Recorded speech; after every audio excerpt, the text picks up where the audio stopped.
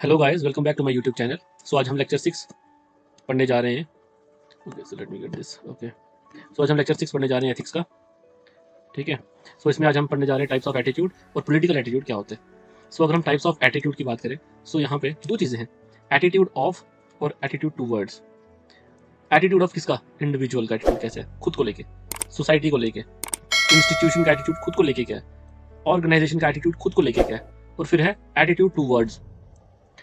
Individual का attitude towards individual क्या है, टुवर्ड्स सोसाइटी क्या है, टुवर्ड्स गुड्स क्या है, टुवर्ड्स इंस्टीट्यूशन क्या है, टुवर्ड्स ऑर्गेनाइजेशन क्या है। Okay, for example, as an individual आपको लगता है कि आप एनवायरनमेंट के लिए बहुत अच्छा काम कर रहे हो और आपने अपना एनवायरनमेंट जो आपको लगता है, लेकिन वो नेगेटिव है टुवर्ड्स एनवायरनमेंट। कैसे? जब आप सोसाइटी में जाते हो, ठीक है, तो आप सिर्फ और सिर्फ प्लास्टिक का यूज़ करते हो। ओके, और जो भी गार्बेज है उसको आप सड़क के किनारे ही फेंक देते हो। सो इन दैट सेंस आपको लगता है कि खुद के लिए आपका पॉजिटिव इन द सेंस क्या है कि नहीं यार, एनवायरनमेंट के लिए कुछ करना चाहिए, ये होना चाहिए, वो होना चाहिए। लेकिन जब आप वही सोसाइटी में जाते हो तो वहाँ पे आपका जो एटीट्यूड है वो चेंज हो जाता है। ओके, जैसे इंस्टीट्यूशंस हैं, समटाइम्स ये इंस्टीट्यूशंस जो हैं ये मीन हो जाते हैं। खुद को लेके हम ये अच्छे हैं, वो अच्छे हैं, ये करना चाहिए, वो करना चाहिए, सब्जेक्ट्स ऐसे होने चाहिए, प्रैक्टिकलिटी होनी चाहिए, ये होना चाहिए। लेकिन जो दूसरा इंस्टीट्यूशन है उसके अगेंस्ट वो प्रोपोगंडा कर रहे हैं। तो एटीट्यूड खुद के लिए बहुत अच्छा और दूसरे इंस्टीट्यूट के लिए प्रोपोगंडा। सो एटीट्यूड जो है वो दो टाइप का हो सकता है। एटीट्यूड किसका? इंडिविजुअल का एटीट्यूड अपने लिए कैसा है और दूसरे जो इंडिविजुअल है उसके लिए कैसा है। जैसे इंडिविजुअल खुद के लिए कहता है कि ऑनेस्टी होनी चाहिए, ऑनेस्ट होना चाहिए बंदे को, लेकिन दूसरी साइड अपने काम निकलवाने के लिए किसी ऑफिस में जाके वो ब्राइब भी दे रहा है। तो एटीट्यूड डिफरेंट। जब काम निकलवाने की बात आई तो एटीट्यूड चेंज हो गया। So this is the types of attitude. Broadly अगर हम देखें, ये तो था कि एटीट्यूड ऑफ और अब है मेनली टाइप जो हमने पढ़ी है। एक तो एटीट्यूड या तो पॉजिटिव होगा या आपका नेगेटिव होगा, यही है ब्रॉड टाइप्स। लेकिन उससे पहले आपको समझाने के लिए कि एटीट्यूड इटसेल्फ दो टाइप्स का होता है। जैसे अगर पॉजिटिव एटीट्यूड भी है तो वो भी खुद के लिए कैसा है और दूसरों के लिए कैसे है। और अगर नेगेटिव है तो खुद के लिए कैसे और दूसरों के लिए कितना नेगेटिव है। अगर हम पॉजिटिव की बात करें तो वो क्या करता है? It create positivity and creative thinking. Positive attitude इनको जन्म देता है। It encourages risk assessment, so essential for innovation. Innovation के लिए पॉजिटिव एटीट्यूड होना बहुत जरूरी है। क्यों? क्योंकि ये आपको एनकरेज करता है। जब भी कोई चीज आपको एनकरेज करती है towards taking risk based on management, कि आपने कितनी मैनेजमेंट उसके पीछे देखी है, रिस्क असेसमेंट बोल लो, बेस्ड ऑन असेसमेंट, ठीक है, तो वो एसेंशियल हो जाता है किसके लिए? इनोवेशन के लिए। It provides motivation and energy to do things and accomplish goals, ठीक है, to do things and accomplish goals. और एटीट्यूड ऑफ बीइंग हैप्पी, ये हमें पॉजिटिव एटीट्यूड हमेशा हमें खुश रखता है, हमें हैप्पी रखता है। अब अगर हम बात करें कि अगर बंदा पॉजिटिव स्टेट ऑफ माइंड में है तो क्या उसके हमें कॉन्सिक्वेंसेज या उसके क्या हमें चीज़ें मिलेंगी। तो वो पहला क्या? Inspires you. ये चीज़ आपको इंस्पायर करती है। जब भी आप किसी पॉजिटिव एटीट्यूड वाले बंदे से मिलते हो तो आप हमेशा बोलते हो कि नहीं यार, ऐसा बंदा होना चाहिए, कि पॉजिटिविटी यार अपने अंदर होनी चाहिए। तो ये इंस्पायर करता है। Perseverance to face obstacles and not to run away. जब भी हम कोई ऑब्स्टेकल देखते हैं तो हमारी लाइफ में दो चीज़ें आती हैं।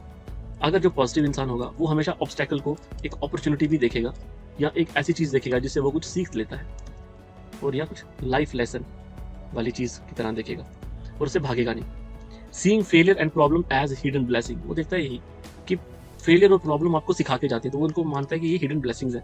बिलीव इन वन सेल्फ, अपने आप में करता है। कॉन्फिडेंस बूस्टिंग, पॉजिटिव एटीट्यूड या पॉजिटिव स्टेट ऑफ माइंड आपको हमेशा पॉजिटिव या कॉन्फिडेंस बूस्टिंग करती है। और आप ऑलवेज सीक्स सोल्यूशंस, आप प्रॉब्लम को डिफाइन करते हो जरूर, लेकिन आप हमेशा उसके सोल्यूशन की तरफ भागते हो अगर आपकी पॉजिटिव स्टेट ऑफ माइंड है। सीइंग एंड रिकॉग्नाइजिंग अपॉर्चुनिटीज, जब भी आपके सामने कोई अपॉर्चुनिटी आती है आप उसको देखते भी हो और आप उसको सीख भी करते हो, या सीइंग एंड रिकॉग्नाइजिंग अपॉर्चुनिटीज। वहीं अगर आपका नेगेटिव एटीट्यूड है, सेकंड टू टाइप है, देखो पॉजिटिव हो गया, अपने लिए भी पॉजिटिव और दूसरे के लिए भी पॉजिटिव, अपने लिए पॉजिटिव और दूसरे के लिए नेगेटिव, ठीक है। ये दोनों टाइप्स है कि आप खुद के लिए ये अच्छा सोचते हो लेकिन दूसरों के लिए आपका एटीट्यूड जो है वो अच्छा नहीं। इसलिए मैंने आपको बताया था this is off and this is towards. Next चलेंगे, negative attitude hinders negativity, hinders negative attitude हमारे अंदर लाता है, मतलब कि ये नेगेटिव थिंग्स लाता है एंड डिस्ट्रक्टिव थिंकिंग, हमें क्रिएटिव नहीं होने देता, not being creative. Okay, it drains motivation. Motivation बहुत ही इंपॉर्टेंट चीज़ है जिंदगी में आगे बढ़ने के लिए, हमें मोटिवेशन की बहुत रिक्वायरमेंट होती है, तो उसको ये ड्रेन आउट कर देता है। रिमेन्स अनहैप्पी, जो बंदा नेगेटिव एटीट्यूड वाला हो वो हमेशा नाखुश रहेगा, ठीक है। उसके बाद है कि अगर बंदे की नेगेटिव स्टेट ऑफ माइंड है वो always expecting failure, always assess future without rational thinking. वो कभी रैशनली सोच ही नहीं सकता, वो उसकी थिंकिंग ही नेगेटिव है, और वो नेगेटिव थिंकिंग के साथ ही एक्सपेक्ट करता है हमेशा फेलियर। वो पहले हमेशा फेलियर होने के बारे में ही सोचता है, उसमें कोई कॉन्फिडेंस नहीं होता। मोटिवेट्स टू गिव अप, वो ऑलवेज मोटिवेट करता है गिव अप के लिए, जैसे कि क्या करोगे पढ़ के, कुछ नहीं करना है, आगे तो मर जाना है, इस जिंदगी में कुछ नहीं रखा, जो हो रहा है किस्मत के भरोसे है और छोड़ो सब कुछ। तो ये उसके वर्डिंग होती है। Breeds self criticism and victimhood, ये ऑलवेज ब्रीड करता है सेल्फ क्रिटिसिज्म और विक्टिमहुड को, हमेशा ये ब्रीड करता है। Focus only on the problems and not looking solutions, ये हमेशा प्रॉब्लम के पे ही फोकस करता रहता है और कभी भी सोल्यूशन को नहीं देखता, और ये हमेशा अपनी अपॉर्चुनिटी जो इसके सामने आई होती है उसको किल करता रहता है। ठीक है, अब ये है थर्ड एटीट्यूड टाइप्स में, न्यूट्रल एटीट्यूड। सबसे पहले ऐसे जो लोग होते हैं वो क्या करते हैं, इग्नोर, वो इग्नोर करते हैं चीज़ों को, ना तो वो किसी के लिए पॉजिटिव देखेंगे ना नेगेटिव, वो इग्नोर करेंगे। इनडिफरेंस, उनको कोई फर्क नहीं पड़ता कि उनके सामने अच्छा हो रहा है या बुरा हो रहा है। ये काइंड ऑफ एटीट्यूड होता है डिटैचमेंट वाला, मतलब कि always focus on your self, किसी के बारे में नहीं सोचना।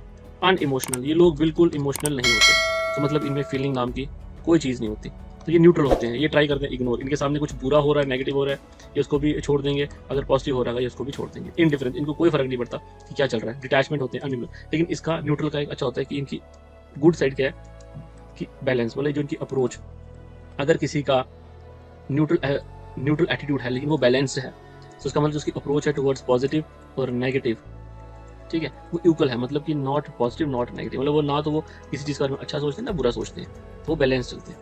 एक और हम एटीट्यूड पढ़ते हैं हम Indians, that is Gandhian attitude, कि गांधी ने जो एटीट्यूड डेवलप किया हमारे अंदर, उसको हम एटीट्यूड पोस्ट इंडिपेंडेंस में उसको एक नाम दिया गया, सर्वोदया।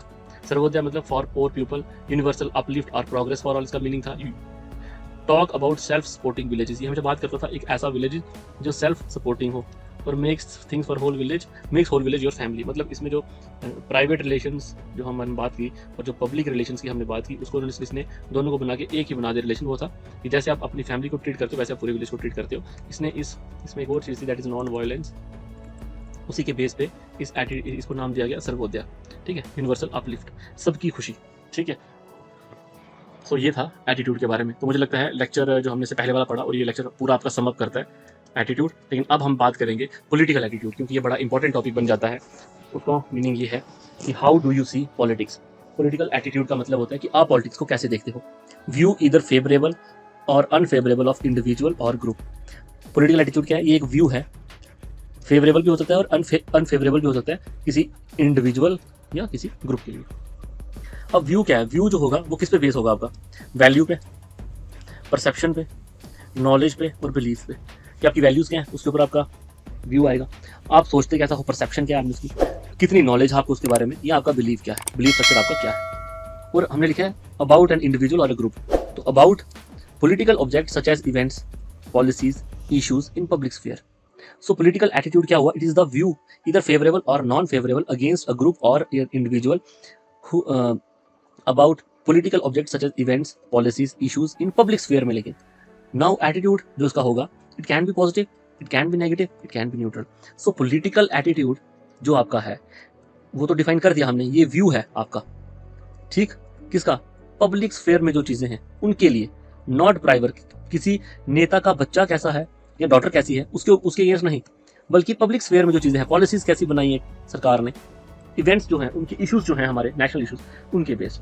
और एटीट्यूड जो हमारा है वो उसके लिए पॉजिटिव भी हो सकता है, हमारा पॉलिटिकल एटीट्यूड पॉलिटिक्स के लिए नेगेटिव भी हो सकता है और न्यूट्रल भी हो सकता है। So as per Almond and Verba, these are two political scientists, ये शायद अमेरिकन हैं, have defined political culture as 3 types। उन्होंने 3 टाइप्स में political culture को डिफाइन किया है, पैरोकियल कल्चर, सब्जेक्ट कल्चर और पार्टिसिपेंट या सिविक कल्चर। ओके, उन्होंने बोला जो पैरोकियल कल्चर होता है ये मतलब उन्होंने बोला कि बेसिकली ये टाइप्स पहले क्यों आई, देखो जो पॉपुलेशन है या जो लोग हैं या जो पीपल हैं उनका एटीट्यूड टुवर्ड्स पॉलिटिकल, जो उनका एटीट्यूड है वो कैसा होगा, वही ये टाइप्स है। या तो वो पैरोकियल होगा, या वो सब्जेक्ट कल्चर होगा, या वो पार्टिसिपेंट या सिविक कल्चर होगा। अगर वो पैरोकियल है तो वहाँ के लोग कैसे होंगे। Little expectations for political change, उनका ये था, उनका कोई ध्यान नहीं होता है गवर्नमेंट को लेके। वो कहते हैं चाहे कोई भी गवर्नमेंट आ जाए हमारा कुछ नहीं होने वाला, इसलिए उनको फर्क नहीं पड़ता कि सरकार में कौन है। फोकस ऑन फैमिली गोल्स, उनकी जो फैमिली के गोल है, चाहे वो एग्रीकल्चर है, चाहे वो कोई शॉप है, चाहे वो होलसेल है, वो उसी के ऊपर फोकस करेंगे और उनका एटीट्यूड जो होगा वो उसी को लेके होगा। पॉलिटिक्स की तरफ उनका एटीट्यूड जीरो के बराबर होगा। लो कॉग्निटिव, इसका रीजन क्या है, क्यों होगा लो कॉग्निटिव? मतलब उसको जो नॉलेज होगी अबाउट द पॉलिटिक्स वो कम होती है। मतलब ये जो लोग होते हैं इनको जो लेवल ऑफ नॉलेज होनी चाहिए वो कम होती है। दूसरा है सब्जेक्ट कल्चर, इसमें वो लोग होते हैं जिनका high cognitive, affective and evaluative orientation होती है। मतलब इनको नॉलेज भी है, ये फील भी करते हैं और ये एनालिसिस भी करते हैं पॉलिसीज का गवर्नमेंट की। बट इनका बिलीव सिस्टम क्या है, that law is something he obeys, not something he shape. ये लोग बिलीव करते हैं कि हाँ लॉ होना चाहिए, उसको हमें ओबे तो करना है, लेकिन ये लोग कभी नहीं सोचते कि ये they are the main lawmakers, की वही हैं जो लॉ को शेप करते हैं। इनकी सोच वो नहीं होती है। जो पार्टिसिपेंट या जो सिविक कल्चर वाले लोग हैं उनका भी high cognitive, affective and evaluative orientation होता है। They recognise the self as an active participant. यहाँ पे हम लिख सकते हैं they recognise their self as a passive participant, क्योंकि वो लॉ जो बना उसको ओबे तो कर रहे हैं लेकिन लॉ को शेप करने में वो नहीं सोचते। लेकिन ये लोग एक्टिव पार्टिसिपेंट होते हैं। Citizen is expected to have the virtues of the subject, to obey the law, to be loyal, कि वो लॉ को ओबे भी करते हैं, वो लॉयल भी होते हैं। But he is also expected to take some part in the formation of the decisions.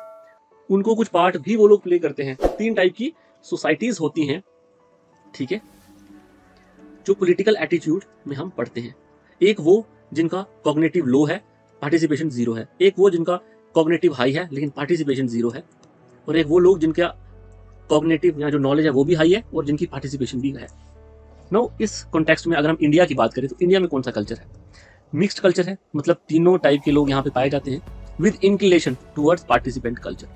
Third जो टाइप है उसकी तरफ इंक्लिनेशन है। फॉर एग्जाम्पल मैंने बोला वो लोग होते हैं जो लॉ को ओबे भी करते हैं प्लस फॉर्मेशन में काम भी आते हैं, मतलब उसमें भी वो रोल प्ले करते हैं। जैसे फार्म लॉज रेवोकेशन जो हुई, फार्म लॉज लोगों को अच्छे ठीक नहीं लगे तो ये इनको रिमूव किया गया। निर्भया केस में लॉ को लाया गया जिसमें कैपिटल पनिशमेंट का प्रावधान ऐड किया गया। ये तो आगे नेगेटिव सेंस में। आरटीआई लोगों द्वारा लाया गया, इट्स पीपल्स मूवमेंट की आरटीआई होना चाहिए। ई गवर्नेंस जो ग्राउंड पे हो रहा है वो हमें दिखना भी चाहिए। जैसे जन भागीदारी जो पोर्टल है वहां पे ऑनलाइन आप देख सकते हो क्या हो रहा है। 73rd and 74th amendment act, panchayat municipalities very important, power at grass root level, grievance redressal mechanism, government को में अगर कोई भी ग्रीवियंस है आपकी आप वहां पे ऐड कर सकते हो। तो ये सब लोगों द्वारा पार्टिसिपेशन करके ही चीजें लाई गई हैं, डिसीजन मेकिंग, ठीक है। अब है factors affecting political attitude formation. Political attitude की जो फॉर्मेशन हो गई उसको कौन कौन से फैक्टर्स अफेक्ट करते हैं, मतलब कि पॉलिटिकल एटीट्यूड जो हमें डेवलप हुआ है वो उसमें क्या क्या इफेक्ट हमारे ऊपर आया है और वैसा एटीट्यूड हमें डेवलप हुआ है। सबसे पहला हिस्टोरिकल इफेक्ट, हमारी जो नेशनल मूवमेंट थी वो नॉन वायलेंस पे बेस्ड थी। इसलिए जो इंडिया में अगर हम पोस्ट इंडिपेंडेंस की बात करें तो हम कोई भी सिविल वॉर वाला केस नहीं आता, जहाँ पे जो ट्रांसफर ऑफ पावर होती है वो बड़ी ही पीसफुल होती है। सो ये हमें चीज इनकलकेट हुई है। तो पॉलिटिकल एटीट्यूड जो है हमारा वो हिस्टोरिकली देखें तो नॉन वायलेंट है। ज्योग्राफिकली भी हमें हेल्प हुई है। एक साइड हमारे हिमालयाज है, एक साइड इंडियन ओशन है, इसके बीच वाला जो एरिया है वो इंडिया है। और इस ज्योग्राफी ने भी हमें कहीं ना कहीं हेल्प की है कि हमारी एक इंक्लिनेशन बने। इकोनॉमिक, ये भी कहीं ना कहीं हेल्प करता है हमारा पॉलिटिकल एटीट्यूड फॉर्मेशन करने के लिए। इन्फ्लेशन, बजट कैसा है, महंगाई कैसी है, ये भी तो फॉर्म करता है हमारा पॉलिटिकल एटीट्यूड कैसा होगा। पॉलिटिक्स मतलब हमारा कॉन्स्टिट्यूशन, हमारे फंडामेंटल राइट्स, हमारे फंडामेंटल ड्यूटीज, ये भी कहीं ना कहीं ऐड करती हैं हमारे पॉलिटिकल एटीट्यूड को डेवलप होने के लिए। हम कोई भी पॉलिटिकल पार्टी जो हमारी होती है, कोई भी पॉलिटिकल पार्टी होती है, उसको हम तोलते किसके साथ हैं, किस तराजू में वो तोली जाती है, कॉन्स्टिट्यूशन के तराजू में तोली जाती है। इकोनॉमिकली वो कैसी है वो तोली जाती है, ज्योग्राफिकली उसका बेस कैसा है ये हम देखते हैं, और हिस्टोरिकली वो कैसी रही है ये हम देखते हैं। उसी के बेसिस पे हम एक पॉलिटिकल एटीट्यूड डेवलप करते हैं किसी भी जो हमारी पार्टी है उसके अगेंस्ट। और ये हमारा एटीट्यूड पॉजिटिव और नेगेटिव दोनों चीज़ों पे है। लिबरल हमारा एटीट्यूड इंडियन की अगर हम देखें, हमारी जो है सोसाइटी पॉजिटिव एटीट्यूड है हमारा, we are secular in nature, democratic है हम लोग, प्लूरल है हम लोग, पीस लविंग है। प्लूरल का मीनिंग है कि हम लोग दूसरी कम्युनिटीज़ को भी आने के लिए हम दरवाजे खोल के रखते हैं, बाकी देशों के लिए नहीं जहाँ पे जो दूसरी कम्युनिटीज़ होती हैं उनके साथ काफ़ी बर्बरता की जाती है। तो वैसा हमारा देश नहीं है। और नेगेटिव भी है, होस्टाइल, प्रेजुडिस और स्टीरियोटाइप। देखो होस्टाइल ये कि कभी यहाँ पे राइट्स हो जाते हैं किन चीज़ों को लेके, फेक न्यूज़ को लेके कभी कुछ ऐसे हो जाते हैं। प्रेजुडिस, हम कई बार विजिलेंटिज्म जिसको हम बोलते हैं उसके बेसिस पे हम पहले ही किसी की जो है ना सज़ा मुकर्रर कर देते हैं, तो वो चीज़ सारी गलत है। तो ये भी इसके कुछ एस्पेक्ट्स हैं ना पॉलिटिकल एटीट्यूड के। और लास्ट जो हम पढ़ने वाले हैं वो है assertive attitude. Assertive mean my attitude is the best attitude. Assertiveness दिखाना, जैसे थोपना, हम इसको बोलते हैं थोपना। जैसे इंडिया में विजिलेंटिज्म, यूएसए में प्रोटेक्शनिज्म। उन्होंने बोला कि हम अपने आप को ही देखेंगे, मतलब अपने आप को देखना कि जो मेरा एटीट्यूड है वही बेस्ट है। For example, not believe in the government. You can criticise but you can not damage a public property. ये मैं आपको एग्जाम्पल देना चाहता हूँ। देखो, असर्टिव का मतलब हुआ कि what I am saying is right, ठीक है, असर्टिव एटीट्यूड। फॉर एग्जाम्पल, अभी हमने देखे कि कुछ टाइम यूपी में और इंडिया में कुछ प्लेसेस पे स्टोन पेल्टिंग हुई है काफ़ी ज़्यादा, ठीक है, और उसका रीज़न कुछ भी हो, लेकिन पीपल बीइंग असर्टिव। वो क्यों असर्टिव हो गए? कि हमें ये चीज़ दिखानी है। नो डाउट कि जो वो था वो गलत था, लेकिन you have to believe in government, you have to believe in courts, you can not go on and damage public property, क्योंकि वो हमारी अपनी प्रॉपर्टी है। It is our own property. So that way ये भी एक काइंड का attitude था। देखो, इस पूरी चीज को आप ऐसे देखो, एक एटीट्यूड के एंगल से। ये क्यों हुआ? क्योंकि एक एटीट्यूड ऐसा डेवलप हो गया था लोगों में कि नहीं, हमें ये चीज करनी है, हमें अपना रोष दिखाना है, लेकिन गलत तरीके से। So this things also, this is assertiveness, अपने आप को थोपना, चाहे वो कोई भी हो, कहीं का भी राइट हो। दिस बीइंग द रिसेट, तो मैंने इसकी एग्जांपल दे दी। ऐसे और भी राइट्स इंडिया में काफी हुए जिनके आप एग्जांपल्स दे सकते हो। सो विद दिस गाइस, ये लेक्चर 6 आज कंप्लीट होता है। So I hope you like this lectures. Maximum share करो यार, ताकि जितने भी लोग हैं जो कोचिंग अफोर्ड नहीं कर सकते, उनके लिए ये बून का काम करे। This material is enough. जो मैं पढ़ा रहा हूँ एथिक्स में, इतना ही करना है, ठीक है। मैं इसके प्लस जो इसका सप्लीमेंट्री मटेरियल होगा वो मैं अपलोड भी करूँगा।